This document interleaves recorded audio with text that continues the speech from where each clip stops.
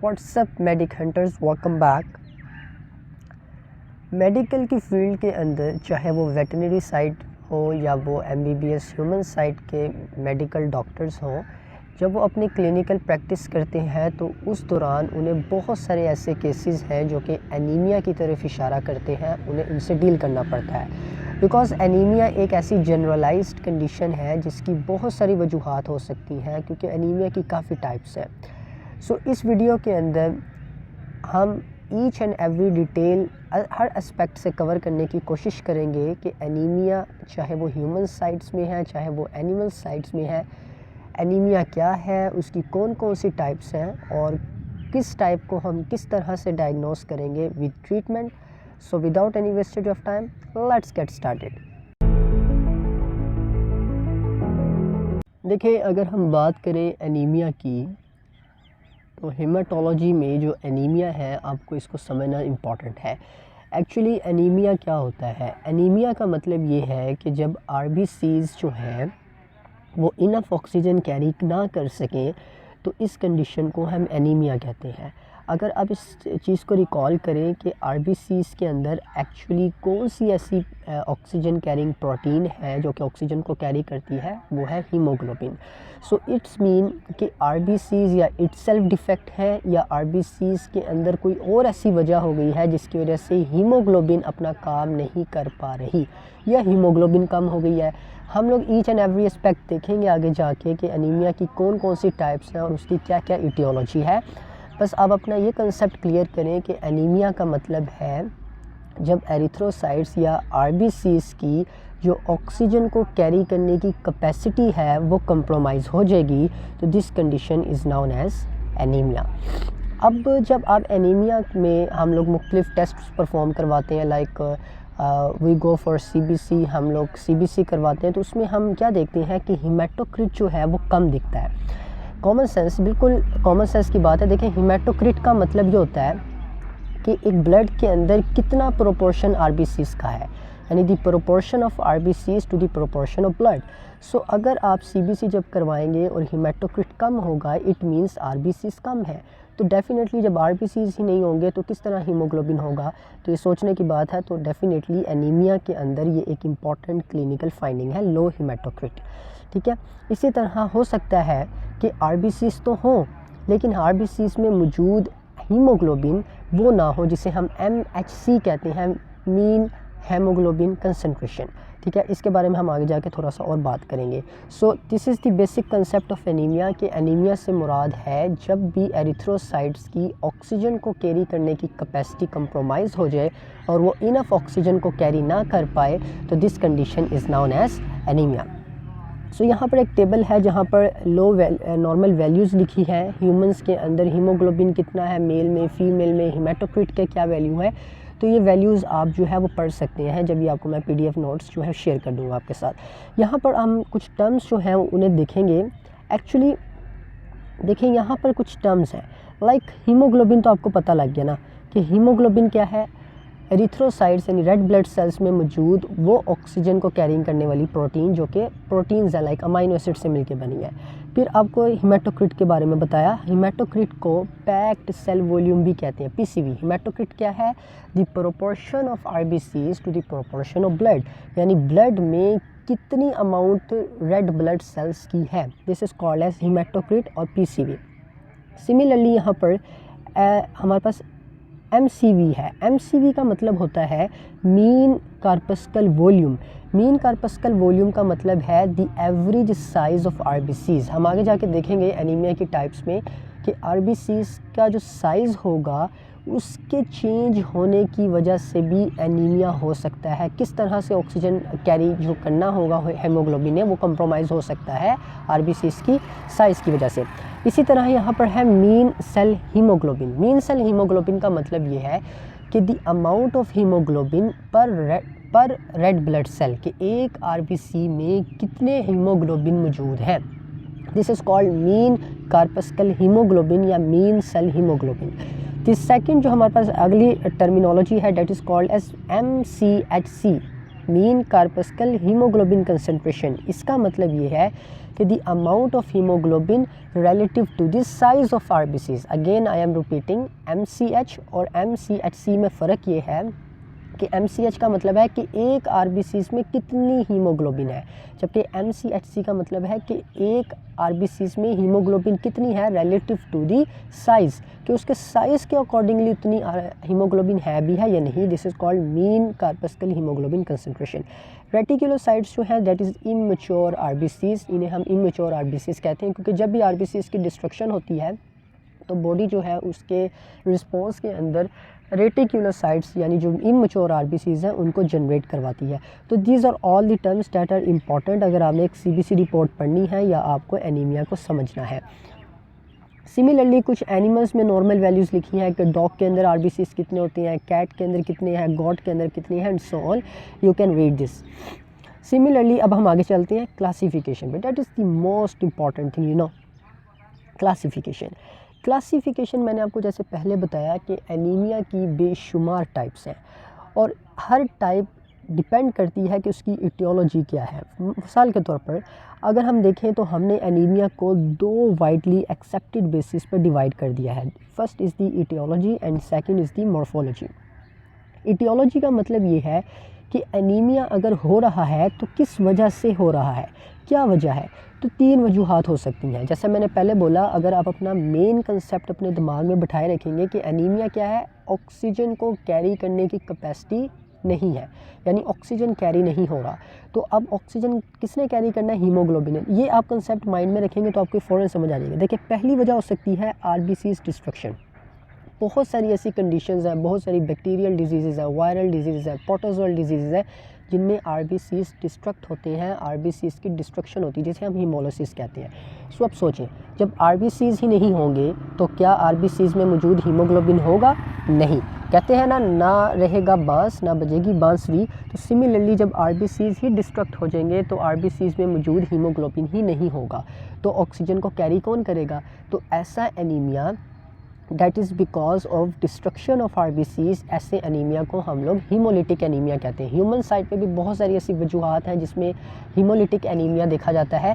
Similarly animal के अंदर या वेटनरी साइड पे अगर आप देखें तो बहुत सारी ऐसी प्रोटोजोअल डिजीज़ हैं जिनमें एनिमल्स को हीमोलिटिक एनीमिया होता है, लाइक बीबीसीओसिस है, थीलिडियोसिस है, एनाप्लाज्मोसिस है। बहुत सारी ऐसी एर्लिकियोसिस एक डिज़ीज़ है जो कि रिकेट्सियल डिजीज़ है। वायरल डिजीज़ काफ़ी हैं, इक्वाइन इन्फेक्शियस एनीमिया है, फिलाइन एनीमिया वायरस है। तो बहुत सारी ऐसी कंडीशंस हैं जिनमें आरबीसीज डिस्ट्रक्ट होते हैं। सो पहली बेस हमारे पास ये थी हीमोलिटिक एनीमिया। सेकंड एनीमिया की वजह हो सकती है ब्लड लॉस। हो सकता है कि आरबीसीज ना तो डिस्ट्रक्ट हो रहे हैं, ना उनमें हीमोग्लोबिन जो है वो कम है, लेकिन वजह बन रही है आरबीसीज बॉडी से लॉस हो रहे हैं, ब्लड लॉस है। सो ऐसी एनीमिया जो कि ब्लड के लॉस की वजह से हो, ऐसे एनीमिया को हम लोग हीमोरेजिक एनीमिया कहते हैं। हम आगे जाके थोड़ा सा पढ़ेंगे हीमोरेजिक एनीमिया के बारे में। सो हीमोरेजिक एनीमिया का मतलब है the type of anaemia that is because of blood loss. कोई ट्रॉमा हो गया, कोई इंजरी होगी जिससे बॉडी से खून बह गया। अब जब खून बहेगा तो जाहिर बात है आरबीसीज भी बॉडी से बाहर चले जाएंगे, आरबीसीज में मौजूद हीमोग्लोबिन वो भी कम हो जाएगा। तो ऐसा एनीमिया कहलाता है haemorrhagic anaemia. The third classification which is based on etiology is the defective maturation of erythropoiesis। अगर आपको एरिथ्रोपोइसिस नहीं पता तो आप आई बटन पे जाएं, वहाँ लिंक होगा, वहाँ पर आप एरिथ्रोपोइसिस को देख के आएँ कि आरबीसीज कैसे बॉडी के अंदर फॉर्मेशन होती है। Effective maturation of erythropoiesis. अब जैसा कि नेम से इंडिकेट है, it is some sort of genetic issue. ऐसा एनीमिया जिसमें आरबीसीज बॉडी में बन ही डिफेक्टिव रहे हैं, वो सही से बन ही नहीं रहे। तो जब आरबीसीज बनेंगे ही नहीं सही से तो वो कैसे अपना काम परफॉर्म कर पाएंगे। तो this type of anaemia is actually हम लोग इसे एप्लास्टिक एनीमिया के नाम से भी जानते हैं। सो ये तीनों एनीमिया जो हीमोलिटिक एनीमिया है, हेमोरेजिक एनीमिया है या एप्लास्टिक एनीमिया है, these all types of anaemia are based on aetiology. Similarly एक क्लासिफिकेशन का और तरीक़ाकार भी है, that is about the morphological classification। अगर इस morphological classification को आप देखें तो यहाँ पर कुछ बातें लिखी हैं जो कि आपको समझना बहुत ज़्यादा ज़रूरी है। सबसे पहली चीज़ लिखी है, पहली नॉर्मोक्रोमिक एंड नॉर्मोसिटिक एनीमिया। देखिए, सिटिक कहते हैं सेल को, क्रोमिक स्टेन से निकला है। आप ऐसे समझें कि जब MCV अगर आप यहाँ देख रहे हैं तो जो मैंने आपको पहले बताया था कि MCV stands for mean corpuscle volume, यानी the average size of RBCs। अगर RBCs का साइज़ नॉर्मल है, RBCs ना बड़े हैं, ना मैक्रोसिटिक है, ना छोटे माइक्रोसिटिक हैं, वो नॉर्मल है। इसी तरह उनके अंदर मौजूद जो हीमोग्लोबिन है उसकी कंसंट्रेशन भी नॉर्मल है, लेकिन फिर भी एनीमिया है किसी न किसी वजह से, ऐसा एनीमिया कहलाता है नॉर्मोक्रोमिक एंड नॉर्मोसिटिक एनीमिया। कभी कभार ऐसा होता है कि RBCs का साइज़ छोटा होता है। अब आप फिर सोचें, जब RBCs का साइज़ छोटा होगा तो उसके अंदर हीमोग्लोबिन भी डेफिनेटली कम होगी। तो हीमोग्लोबिन जब कम होगी तो ऑक्सीजन को कैरी करने की कैपेसिटी भी डिक्रीज़ करेगी। सो ऐसा एनीमिया जिसमें MCV यानी RBCs का साइज़, MHC यानी RBCs में मौजूद हीमोग्लोबिन ये कम होंगे, तो ऐसा एनीमिया कहलाएगा माइक्रोसिटिक एनीमिया। सो ये हाइपोक्रोमिक भी होता है। फिर एक एनीमिया ये होता है कि RBCs का साइज़ ना बहुत बड़ा हो जाता है। अब आप ये सोचोगे कि RBCs का साइज़ बड़ा है तो हीमोग्लोबिन भी ज़्यादा होगा, ये तो एनीमिया होना नहीं चाहिए, लेकिन नहीं। कहते हैं ना, excess of everything is bad. So ये एक ऐसा एनीमिया है कि जिसमें RBCs का अगर साइज़ बड़ा हो जाए तब भी RBCs अपना नॉर्मल फंक्शन परफॉर्म नहीं कर पाता। तो हाई MCV या इंक्रीज MHC जो है, this can also leads to an type of anaemia which we called as macrocytic anaemia. So ये कौन सा एनीमिया होगा? Macrocytic anaemia. अब देखिए यहाँ पर एक नोट लिखा हुआ है डेट इज़ इम्पॉर्टेंट। MCV जैसा कि मैंने आपको पहले बताया, the average size of RBCs। तो MCV जब भी वर्ड लिखा आएगा तो आपने फ़ौरन समझ जाना है कि साइज़ की बात हो रही है। MHC यानी हीमोग्लोबिन कितना है रेड ब्लड सेल में, या हीमोग्लोबिन रेड ब्लड सेल के साइज़ के अकॉर्डिंगली कितना है, तो ये दोनों चीज़ें जो है वो RBCs के कलर को डिटरमाइन करेंगी, ठीक है। सिमिलरली यहाँ पर उसने कुछ टेबल लिखा है, इस टेबल को आपको तभी समझ आएगी जब हम आगे कंटिन्यू करेंगे। आप इस टेबल को भी रीड कर सकते हैं। अब सवाल ये पैदा होता है कि लेट्स सपोज आप अपनी क्लिनिक पे बैठे हैं या आप हॉस्पिटल में बैठे हैं, चाहे आप वेटनेरियन हैं, चाहे आप एक डॉक्टर हैं ह्यूमन साइड के, तो आपके पास कोई केस आ जाता है एनीमिया का। How you can diagnose? देखिए, डायग्नोसिस में हमेशा जो चीज़ें होती हैं, मैं यही कहता हूँ कि सबसे पहले आप एनिमल या ह्यूमन की हिस्ट्री लें, आप क्लिनिकल साइंस सीखें, देन आप उसको कंफर्म करने के लिए लेबॉरेटरी टेस्ट जो है उनको प्रेफर करें। अब एनीमिया में जो कॉमन क्लिनिकल प्रेजेंटेशंस हैं वो क्या है? This is very common. देखें, RBCs की जो ऑक्सीजन को कैरी करने की कैपेसिटी है वो ख़त्म है। ऐसा ही है, जब ऑक्सीजन को कैरी करने की कैपेसिटी ही नहीं है तो ऑक्सीजन टिश्यूज़ तक या सेल्स तक नहीं पहुंच पाएगी। जब ऑक्सीजन टिश्यूज़ और सेल्स तक नहीं पहुंच पाएगी, देन व्हाट विल हैपन, वहाँ पर एरोबिक रिस्पायरेशन सीज़ करेगी, ATP जनरेशन नहीं होगी, तो सेल्स जो है वो फटीग हो जाएंगे, उनकी डेथ हो सकती है, नेक्रोसिस की तरफ जा सकती हैं। तो एनिमल या ह्यूमन डिजीनेस फील करेगा, उसके अंदर वीकनेस आएगी, वो फटीग शो करेगा। अब ज़ाहिर बात है, ऑक्सीजन कैरी नहीं हो रही तो शॉर्टनेस ऑफ ब्रीथ होगी, सांस में मुश्किल होगी। अब ज़ाहिर बात है, हो सकता है कि ऐसा एनीमिया जिसमें वजह हेमोरेजिक हो, यानी ब्लड लॉस हो रहा है, तो ब्लड भी डिफ्यूज़ नहीं कर रहा टिश्यूज़ तक, तो ऐसे में जो फेस हो जाएगा या मुख्तलिफ टिश्यूज़ हैं या कंजक्टिवाज़ हैं या म्यूकोज़ा है, उनका जो कलर है वो पेल या म्यूकस आप कह लें पहला कलर हो जाएगा, यानी पीला नुमा कलर हो जाएगा due to the less diffusion of RBCs। Alright, so क्या करेगा, हार्ट इस चीज़ को कंपेंसेट करने की कोशिश करेगा। कंपेंसेट का मतलब ये होता है कि जब वो देखेगा कि ऑक्सीजन जो है वो टिश्यूज़ तक नहीं पहुंच पा रही, तो व्हाट विल हैपन, हार्ट कोशिश करेगा कि किसी तरह मैं ब्लड को उन जगहों पे पंप करूं, पहुंचाऊं, तो हार्ट बीट तेज़ हो जाएगी, जिसे हम टैकीकार्डिया कहते हैं। हार्ट रेट ज़्यादा होने से साथ साथ स्ट्रोक वॉल्यूम भी बढ़ेगा, यानी हार्ट ज़्यादा ब्लड को पंप करेगा, that is called as stroke volume. So ये आपने याद रखना है कि क्लिनिकल प्रेजेंटेशंस क्या है, shortness of breath, weakness and fatigue, dizziness हो सकती है, पैलर ऑफ म्यूकोजा, मेम्ब्रेन्स वगैरह, tachycardia, these are all the clinical presentations of the anaemia. ये देखेंगे कि एक्चुअली में एनीमिया की बहुत सारी टाइप्स अभी हम आगे जाके पढ़ेंगे। उन सब एनीमिया को आप किस तरह एक दूसरे से डिफ्रेंशिएट करेंगे। इसका जो मेन, क्योंकि clinical science and symptoms almost all types of anaemia में सेम ही होंगे, थोड़ा बहुत फ़र्क हो सकता है, लेकिन मोस्ट इम्पॉर्टेंटली अगर आपने डेफिनेटिव या डिफरेंशियल डायग्नोसिस करनी है दैन डेफिनेटली आपको CBC करवानी पड़ेगी। अब उस CBC के अंदर आपको मुख्तलिफ जो ब्लड प्रोफाइल है वो दिखेगी और मुख्तलिफ चीज़ों को आपने नोट करना है in order to differentiate one type of anaemia with other type of anaemia. इसमें सबसे पहले अगर हम बात करते हैं तो एक है रेड सेल डिस्ट्रीब्यूशन विड्थ। इसकी वजह से आप डायग्नोस कर सकते हैं कि ये एनीमिया आयरन की डेफिशिएंसी की वजह से है या थैलासीमिया की वजह से है। किस तरह पता लगेगा? जब हम अभी आयरन डेफिशिएंसी एनीमिया पढ़ेंगे तो आपका ये कंसेप्ट ऑटोमेटिकली क्लियर हो जाएगा। सिमिलरली आपके पास आप सीरम के अंदर आयरन का लेवल ज़रूर चेक करेंगे। जब आप सीरम एनालिसिस करेंगे तो आप वहाँ पर आयरन को चेक करेंगे। अब देखें, अगर सीरम के अंदर आपने आयरन को टेस्ट रिपोर्ट आई और आपने देखा कि आयरन तो ठीक है, तो इसका मतलब क्या होगा कि ज़ाहिरी बात है ये आयरन डेफिशिएंसी की वजह से एनीमिया नहीं हो सकता, ये कोई और एनीमिया हो सकता है। इसी तरह ट्रांसफेरिन है। What is transferrin? ट्रांसफेरिटिन क्या है, फेरिटिन क्या है, इन सब चीज़ों को मैंने पिछली वीडियो के अंदर जिसमें मैंने आरबीसीज़ की फॉर्मेशन के बारे में बताया वहाँ बताया है। अब वहाँ जाके ज़रूर इसको देखिएगा। ट्रांसफेरिन का लेवल आपको ये हेल्प करेगा कि ये एनीमिया क्रॉनिक है या ये आयरन डेफिशिएंसी की वजह से एनीमिया है। सिमिलरली आपको जो ट्रांसफेरिन सैचुरेशन है ये भी आपको हेल्प करेगा डिफरेंशियल डायग्नोसिस में आयरन डेफिशिएंसी एनीमिया और दूसरे क्रॉनिक एनीमिया में। फेरिटिन क्या है? फेरिटिन एक ऐसा आप कह लें कि the storage form of iron in the body. तो अब अगर फेरिटिन का लेवल ज़्यादा है, कम है, तो इससे भी आपको आयरन डेफिशिएंसी एनीमिया का पता लग सकता है। सिमिलरली आपको टोटल आयरन बाइंडिंग कैपेसिटी भी हेल्प करेगी डिफरेंशियल डायग्नोसिस में। Peripheral blood smear, this is important क्योंकि बहुत सारे ऐसे एनीमिया हैं जिसमें आरबीसीज़ का साइज़, आरबीसीज़ की शेप और उसके अंदर मौजूद इंक्लूजन्स जो हैं उसकी बेस पे अगर आपने डायग्नोस करना है कि ये एनीमिया किस वजह से है, तो उसमें आपको पेरिफेरल ब्लड स्मीयर लेना है और आपको स्लाइड प्रिपेयर करके उनमें आरबीसीज़ का साइज़, शेप वगैरह देखना है। सो इससे आपको मदद मिलेगी आरबीसीज़ को एनीमिया को डायग्नोस करने में। सिमिलरली बोन मैरो एग्जामिनेशंस हैं। हमने जैसे मैंने आपको पहले बताया कुछ एनीमिया है डेट इज़ एप्लास्टिक एनीमिया, तो इससे आपको मदद मिलेगी ये देखने के लिए कि क्या आया ये एनीमिया एप्लास्टिक ओरिजिन तो नहीं रखता। Coombs test, this is very much important.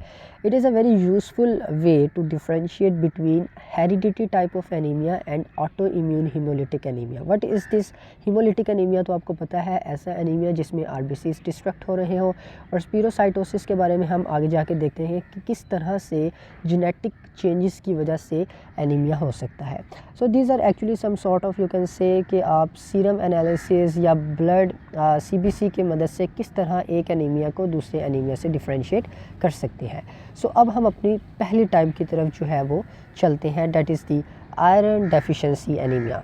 Iron deficiency anaemia की बात करें तो ये एनीमिया की एक ऐसी टाइप है कि जिसमें आयरन की डेफिशिएंसी की वजह से एनीमिया होता है। अगर हम रिकॉल करें कि आरबीसीज़ के अंदर वो कौन सी ऐसी ऑक्सीजन को कैरिंग करने वाली प्रोटीन है, वो है हीमोग्लोबिन। सो अगर आप हीमोग्लोबिन का स्ट्रक्चर देखें तो haemoglobin is composed of haem and globin. Globin क्या है? ग्लोबिन अमाइनो एसिड्स की चेन्स है, you can say globin protein है। हीम क्या है? हीम एक एक्चुअली आयरन कंटेनिंग रिंग है।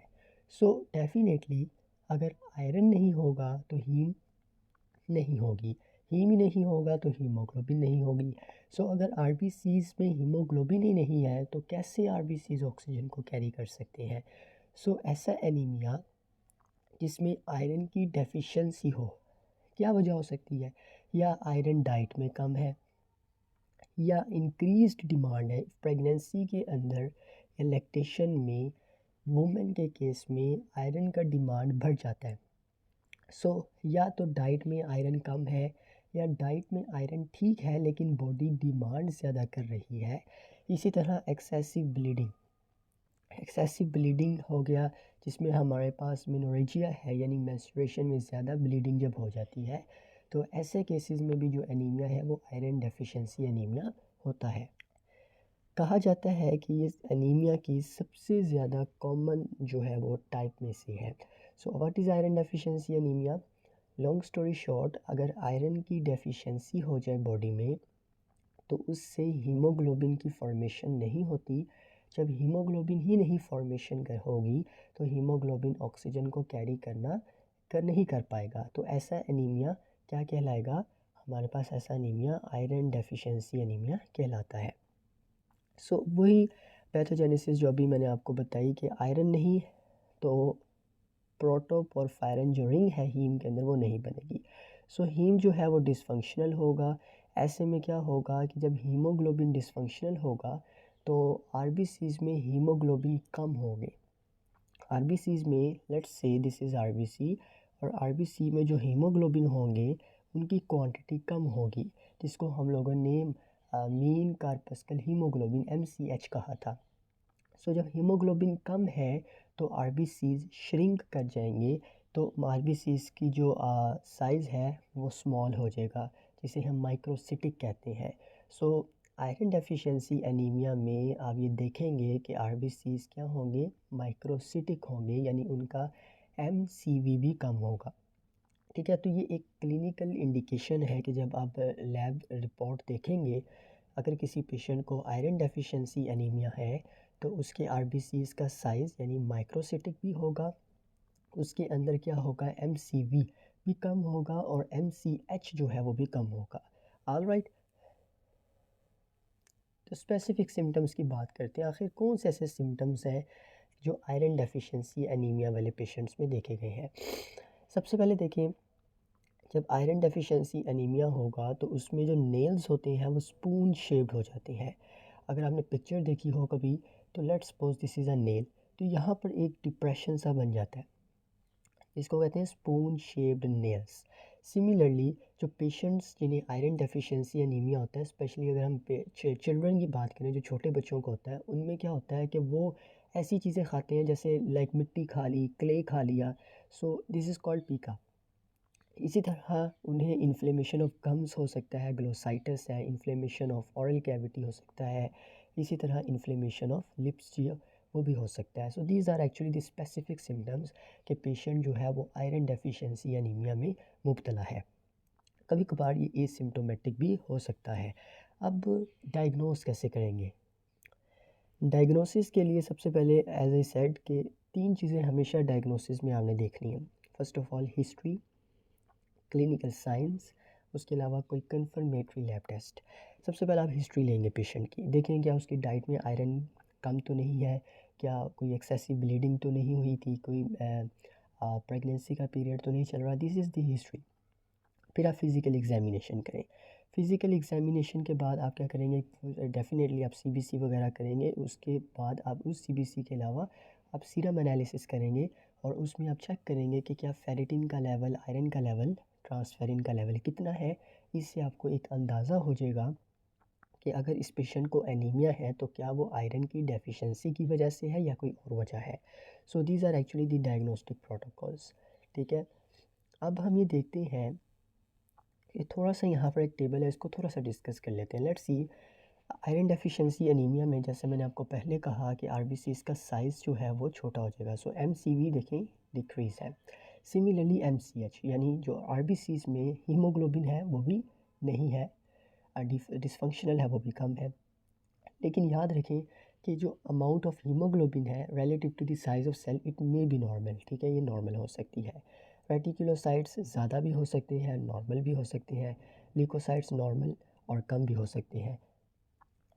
अब आप ब्लड स्मीयर की बात करें तो जब हम उस पेशेंट का ब्लड बनाएंगे, सो आरबीसीज़ किस तरह के दिखेंगे, जो आपको मैंने पहले कहा कि वो माइक्रोसिटिक दिखेंगे, छोटे दिखेंगे। तो माइक्रोसिटिक आरबीसीज़ हमें दिखेंगे, और हाइपोक्रोमिक भी दिखेंगे। मैंने आपको स्टार्ट में बताया था कि MCH जो है और MCHC, these are actually responsible for the colour of the RBCs. तो हाइपोक्रोमिक आरबीसीज़ और माइक्रोसिटिक, ये बहुत इंपॉर्टेंट है, इसको बेटा हमने याद रखना है कि आयरन डेफिशिएंसी एनीमिया में हाइपोक्रोमिक और माइक्रोसिटिक आरबीसीज़ देखे गए हैं। अब प्लेटलेट्स की बात करें तो प्लेटलेट्स नॉर्मल होंगे। Iron, this is very much important indication. सारी बात है कि ये एनीमिया आयरन की डेफिशिएंसी की वजह से है, तो सीरम में आयरन कम होगा। ठीक है, फेरिटिन जो कि एक स्टोरेज फॉर्म है आयरन की बॉडी में, वो भी कम होगा, क्योंकि अगर फेरिटिन ज़्यादा होगी तो आयरन की डेफिशिएंसी की वजह से एनीमिया नहीं होगा डेफिनेटली। इसी तरह जो रेड सेल डिस्ट्रीब्यूशन विड्थ है वो ज़्यादा होगी, और TIBC भी ज़्यादा होगा। So this is actually the first type of anaemia, iron deficiency anaemia. अब हम नेक्स्ट टाइप की तरफ चलते हैं, that is known as pernicious anaemia. So अब हम पर्नीशियस एनीमिया के बारे में बात करेंगे। ऑलराइट, सो देखिए पर्नीशियस एनीमिया की अगर हम बात करें, सो ये कौन सा एनीमिया है। इसके बारे में आपने इतनी बात याद रखनी है कि it is actually a sort of auto immune disorder. Auto immune disorder का मतलब ये है कि इसको समझने के लिए ना आपको वो वीडियो देखनी पड़ेगी जिसमें हमने एरिथ्रोपाइसिस को डिटेल में स्टडी किया है कि किस तरह से आरबीसीज़ की फॉर्मेशन होती है और उसके लिए क्या क्या रिक्वायरमेंट है। उस वीडियो में हमने ये देखा था कि विटामिन बी 12 और फोलेट का क्या रोल है आरबीसीज़ की फॉर्मेशन में। अगर आपको पता होगा तो आपको ये बहुत इजीली समझ आ जाएगा पर्नीशियस एनीमिया। देखिए, इस एनीमिया की ना पैथोजेनेसिस को स्टडी करने के लिए आपको ये पिक्चर दिखा देता हूँ मैं, ताकि आपको थोड़ा बहुत रिकॉल हो जाए। इतना आप समझ लें कि अगर आपने वो वीडियो नहीं देखी कि जब आरबीसीज़ की फॉर्मेशन होती है बॉडी में, तो बहुत सारी ऐसी चीज़ें हैं जो जिसको कहते हैं प्री रिक्वायरमेंट्स होती हैं। लाइक विटामिन बी 12 बॉडी को चाहिए, एफ स्टैंड्स फॉर फोलेट चाहिए। So these two are very कह लें कि very important requirements for the formation of RBCs. होता क्या है कि जब विटामिन बी 12 एक ह्यूमन या एक एनिमल जब वो डाइट के थ्रू विटामिन बी 12 लेता है, सो ये विटामिन बी 12 क्या होता है, ये स्टमक में जाता है। स्टमक में जाने के बाद ये विटामिन बी 12 एक प्रोटीन के साथ बाइंड करता है, जिस प्रोटीन को कहते हैं इंट्रिंसिक फैक्टर। जब ये विटामिन बी 12 इंट्रिंसिक फैक्टर से जुड़ता है तो ये इंट्रिंसिक फैक्टर ड्यूडेनम पर जाके इसको ब्लड वेसल्स में एब्सॉर्ब करवाता है और ये विटामिन बी 12 वहाँ से ब्लड वेसल्स तक पहुँचता है और वहाँ से उस लोकेशन पे चला जाता है जहाँ पर आरबीसीज़ की फॉर्मेशन है। अब ये विटामिन बी 12 क्यों ज़रूरी है? ये इसलिए ज़रूरी है कि जब आरबीसीज़ के अंदर इमैच्योर आरबीसीज़ में न्यूक्लियस मौजूद होता है तो ये विटामिन बी 12 उस न्यूक्लियस को कंडेंस करता है। कंडेंस करने की वजह से आरबीसीज़ अपना न्यूक्लियस बाद में खो देते हैं, आप ऐसे समझ लें। तो इसलिए आरबीसीज़ में न्यूक्लियस नहीं होता। अब विटामिन बी 12 इसका मतलब ये है कि ये स्टमक में सबसे पहले इंट्रिंसिक फैक्टर के साथ जुड़ेगा, फिर ही ये ड्यूडेनम के लेवल पर आके ब्लड वेसल्स में एब्सॉर्ब होगा और बाद में जाके ये बोन मैरो या जहाँ पर आरबीसीज़ की फॉर्मेशन है वहाँ पर न्यूक्लियस को कंडेंस करेगा, उसकी मैच्योरेशन करेगा। ऑलराइट, सो अब ये वाला एनीमिया हुआ कैसे, पर्नीशियस एनीमिया? दो वजूहात हैं। या विटामिन बी 12 जो है उसकी डेफिशिएंसी है। अब डेफिशिएंसी क्या हो सकती है, ज़ाहिर बात है या डाइट में आप विटामिन बी 12 नहीं ले रहे या और भी वजूहात हो सकती हैं। अब मेन वजह जो है वो ये होती है कि जब एक पेशेंट विटामिन बी 12 लेता भी है तो एक ऑटो इम्यून कंडीशन होती है जिसमें बॉडी एंटीबॉडीज सेक्रेट करती है against the intrinsic factor. So for example कि ये एक एंटीबॉडी थी जो कि बॉडी ने सेक्रेट की। अब ये एंटीबॉडी इंट्रिंसिक फैक्टर के साथ जाके अटैच हो जाएगी। जब ये एंटीबॉडी इंट्रिंसिक फैक्टर के साथ जाके अटैच हो जाएगी तो विटामिन बी 12 इवन अगर आप डाइट से ले भी रहे हैं तो वो इंट्रिंसिक फैक्टर के साथ नहीं बाइंड कर पाएगा। सो जब विटामिन बी 12 नहीं बाइंड कर पाएगा इट मीन्स वो ब्लड स्ट्रीम में एब्जॉर्ब नहीं हो पाएगा।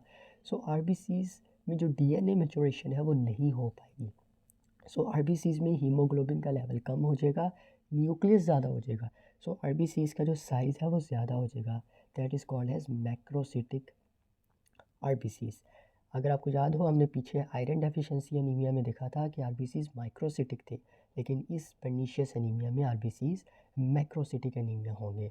ऑलराइट, सो ये एक आप कह लें कि एक पैथोजेनेसिस थी इसकी पर्नीशियस एनीमिया में। सिमिलरली फॉलिक एसिड में भी यही है। फॉलिक एसिड में ये है कि फॉलिक एसिड डाइट में कम है। अब फॉलिक एसिड में आप याद रखें कि इसको कोई इंट्रिंसिक फैक्टर की ज़रूरत नहीं पड़ती, ये इलियम के लेवल पे जाके एब्सॉर्ब होता है। सो अगर डेफिशिएंसी है फॉलिक एसिड की तो फॉलिक एसिड ब्लड में एब्सॉर्ब नहीं होगा।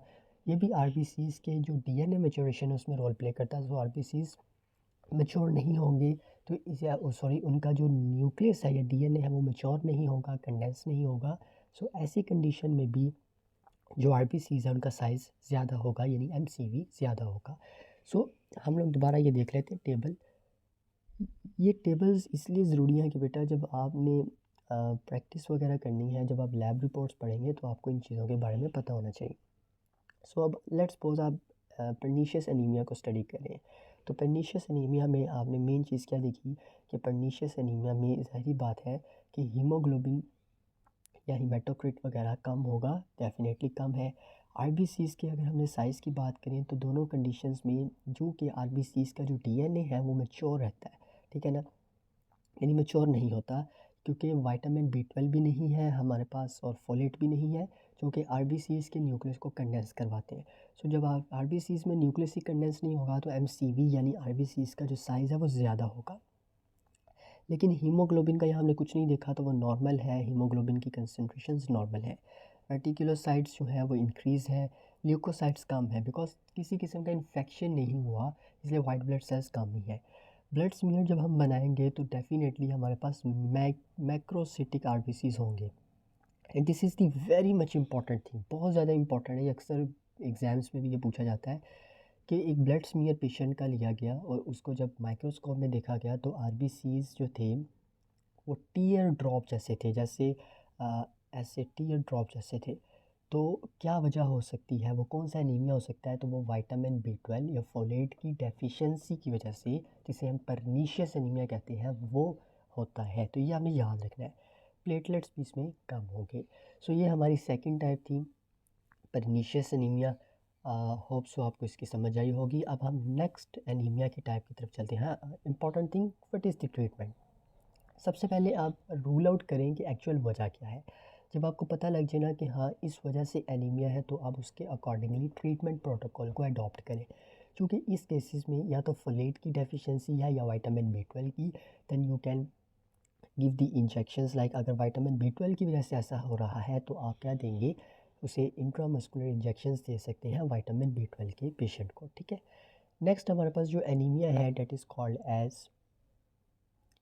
is called as heredity spherocytosis. Alright, so इसको हम देखते हैं, जैसा कि नेम से इंडिकेट है, heredity stands for something related to inheritance या जीन्स। सो ये जेनेटिक एनीमिया आप कह सकते हैं। अब इसमें क्या होता है, इसमें आपको फिर वही एरिथ्रोपोइसिस की वीडियो देखेंगे, या आप सॉरी दूसरी जो वीडियो थी लाइफ स्पैन और डिस्ट्रक्शन की, कि आरबीसीज किस तरह से डिस्ट्रक्शन की तरफ जाते हैं, हीमोलिसिस वाली वीडियो अगर आप देखें, आई लिंक पे मैं उसका भी लिंक दे दूँगा, तो उसमें आपको ये समझ आएगी what is spectrin and caravan. मैं थोड़ा सा यहाँ एक्सप्लेन कर लेता हूँ। Let's suppose this is the RBCs का सेल। आरबीसीज जब 120 डेज़ के होते हैं, यू पीपल में ऑलरेडी नाउ कि वो डिस्ट्रक्शन फेज से गुजरते हैं। अब होता क्या है, आरबीसीज जो है ना वो इलास्टिक नेचर के होते हैं, यानी छोटी छोटी कैपिलरीज से वो अपने आप को गुजार लेते हैं। उनकी मेम्ब्रेन में इलास्टिसिटी पाई जाती है, और ये इलास्टिसिटी कुछ प्रोटीन्स की वजह से होती है। उन प्रोटीन्स को कहते हैं स्पेक्ट्रिन एंड एनकायरन। ये दो प्रोटीन्स हैं। अब होता क्या है कि स्पेक्ट्रिन और एनकायरन जो है, और भी बहुत सारी प्रोटीन है, लाइक बैंड 3 है, प्रोटीन 4.1 है, इनके अंदर ना किसी किस्म की म्यूटेशन आ जाती है, आप कह लें कि जेनेटिक डिफेक्ट आ जाता है, स्पेशली द स्पेक्ट्रिन के अंदर और एनकायरन वगैरह के अंदर। अब जब ये प्रोटीन्स नहीं होंगी, तो ये प्रोटीन्स ना मोस्टली आरबीसीज की इस तरह मेम्ब्रेन्स में यहाँ पर प्रेजेंट होती हैं। लाइक अगर मैं रेड में यहाँ बनाने की कोशिश करूँ, यहाँ पर स्पेक्ट्रिन और यहाँ एनकायरन होता है, वो आपस में बॉन्ड होता है उनका। इस बॉन्ड की वजह से आरबीसीज जो है ना बड़े फ्लेक्सिबल होते हैं और छोटी छोटी सिनोसाइडल कैपिलरी से गुजर जाते हैं।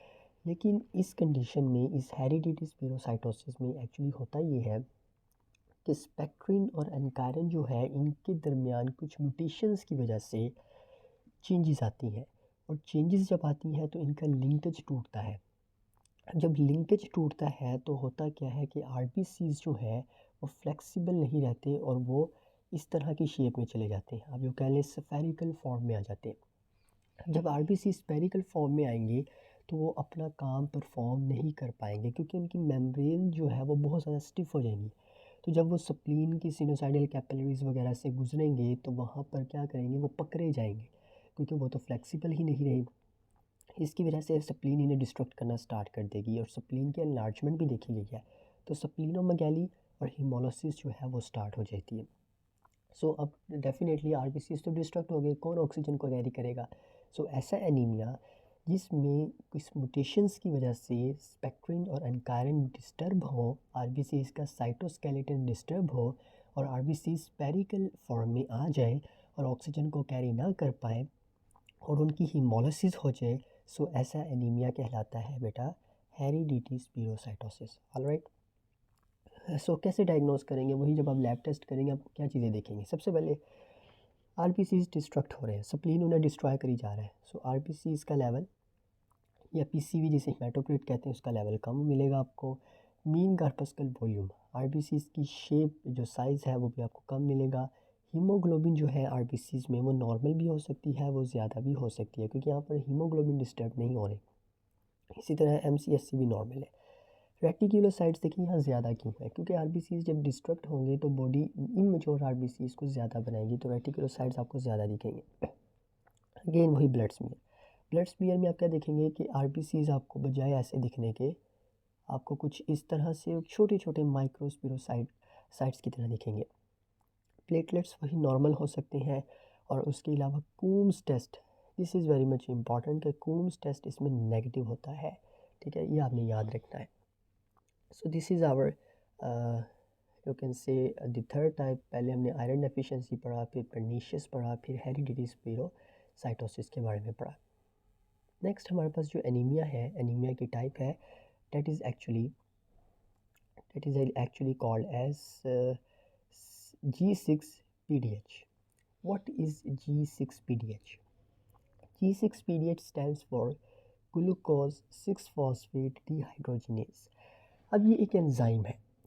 अब डेफिनेटली एक कॉमन सेंस आपके सामने लिखा नज़र आ रहा है। इस एंजाइम की कमी की वजह से जो एनीमिया होगा उस एनीमिया को हम कहते हैं G6PDH।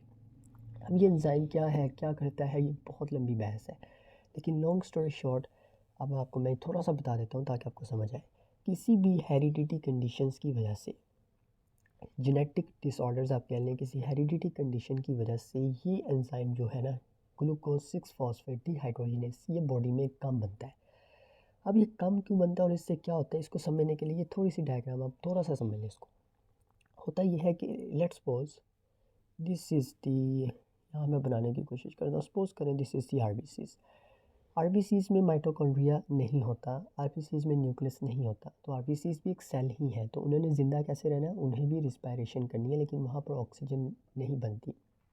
लेकिन वहाँ पर ग्लाइकोलाइसिस ज़रूर होता है। In order to obtain energy RBCs only do glycolysis. अब ग्लाइकोलाइसिस क्या है, अगर आपने थोड़ी बहुत बायोकेमिस्ट्री की भी पढ़ी हो, तो ग्लूकोज का कन्वर्जन पायरुविक एसिड में।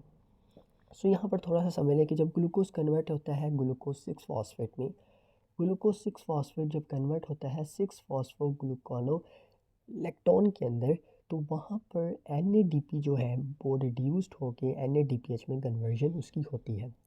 This is very much important. NADPH क्यों, इस NADPH ने बॉडी के अंदर बहुत सारी काम में बहुत सारे रोल प्ले करने में। आपको एक छोटी सी एग्जांपल देता हूँ। उसने क्या करना है कि इस ग्लूटाथियोन को जो कि ऑक्सीडाइज्ड होगा इसको रिड्यूस्ड कर देना है।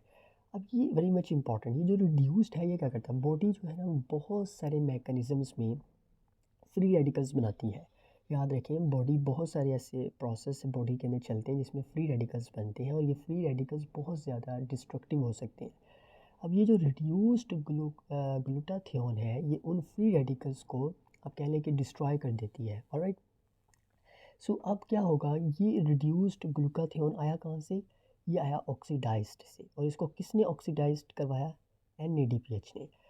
अगर NADPH ही नहीं होगा तो ये ऑक्सीडाइज्ड ग्लूटाथियोन कैसे रिड्यूस में कन्वर्ट होगा, नहीं होगा। तो NADPH कैसे आया, जब ग्लूकोज 6-फॉस्फेट कन्वर्ट हो रहा था किसमें, 6-फॉस्फोग्लूकोनोलेक्टोन में, और इसको कन्वर्ट करने के लिए ये था enzyme glucose 6-फॉस्फेट dehydrogenase.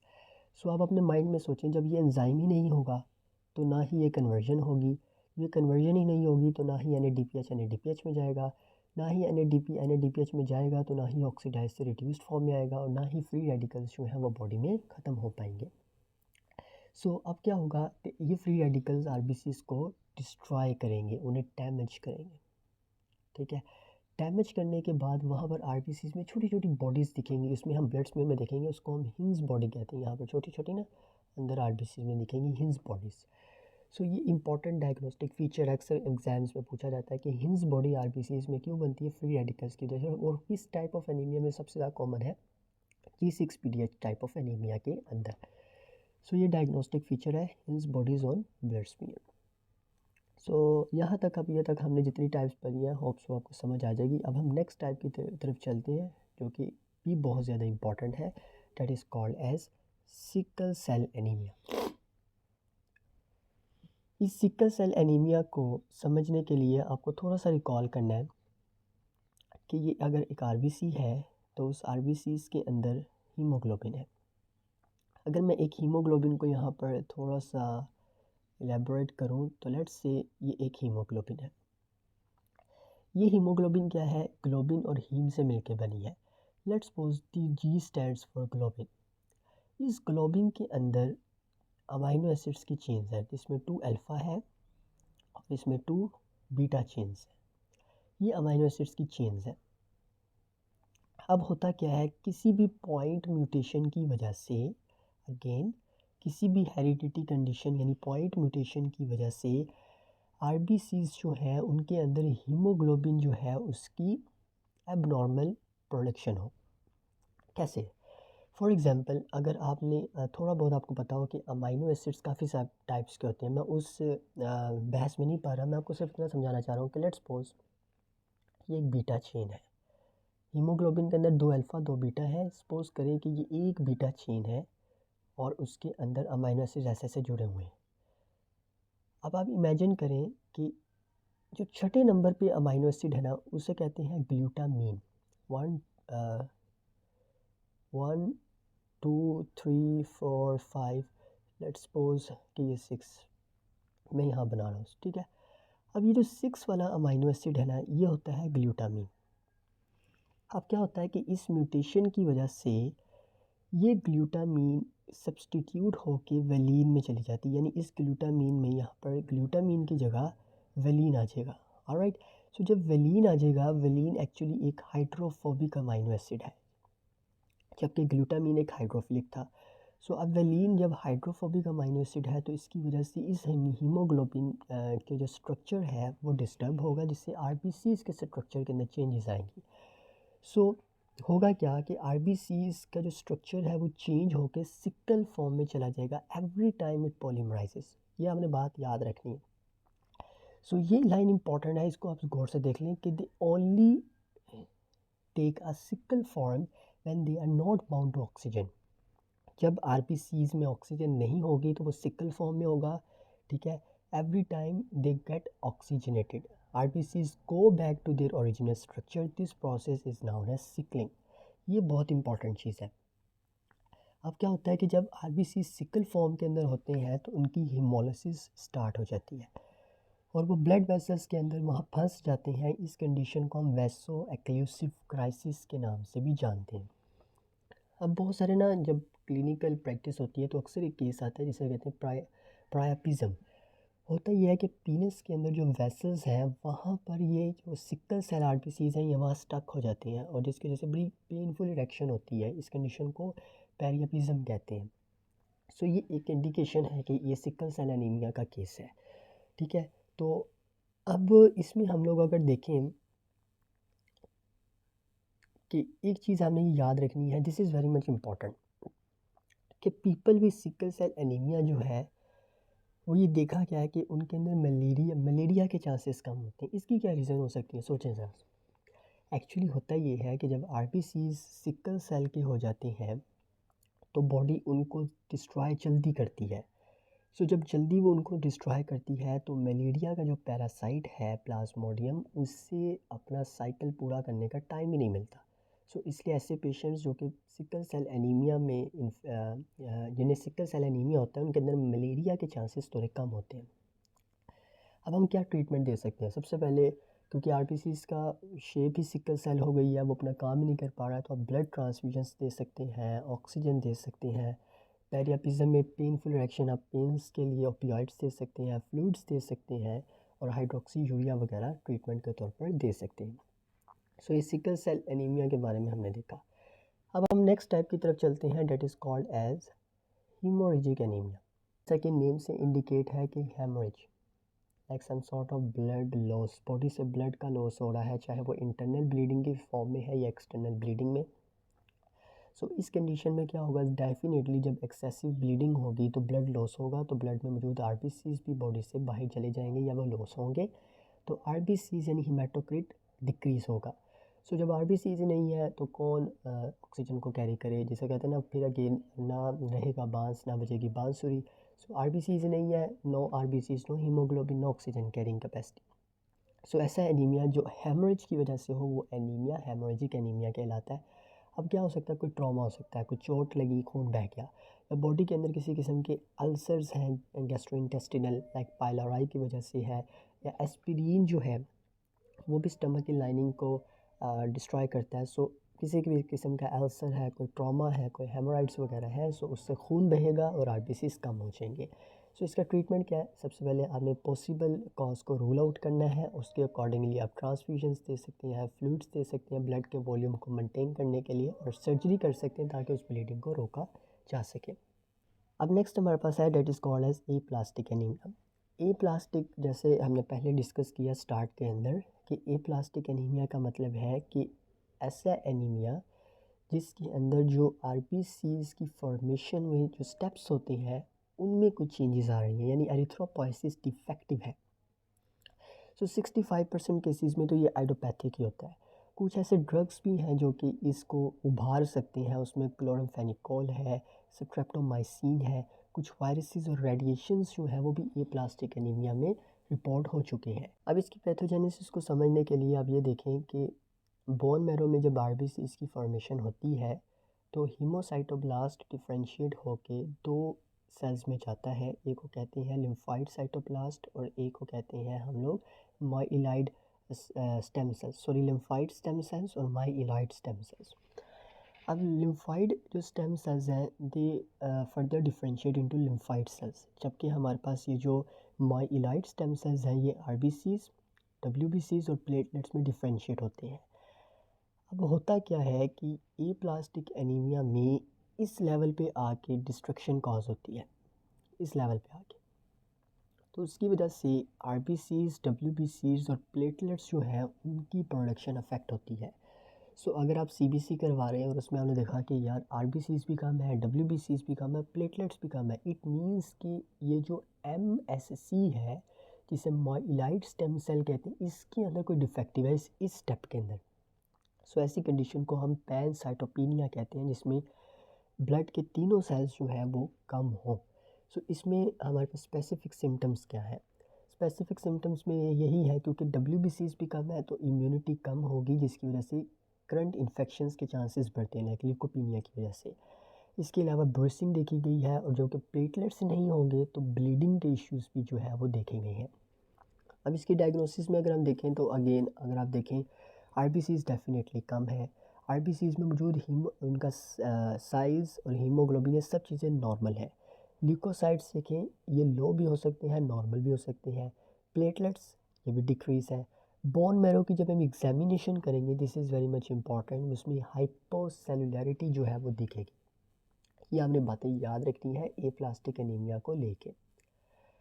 So next हम जो चलेंगे that is called as the last type of anaemia, वो है थैलासीमिया।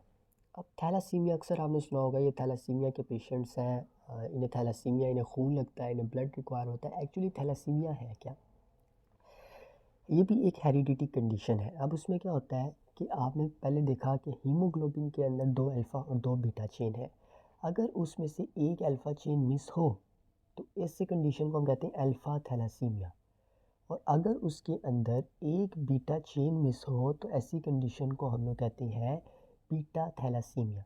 ज़्यादातर ये ऐसे पेशेंट्स, ऐसे इंडिविजुअल्स के अंदर ये डिज़ीज़ होती है जो कि मेडिटेरेनियन एंसेस्ट्री से बिलोंग करते हैं। सो ये तो आपको पता है जी, हेमोग्लोबिन 2 अल्फ़ा और 2 बीटा चेन से मिलकर बना है।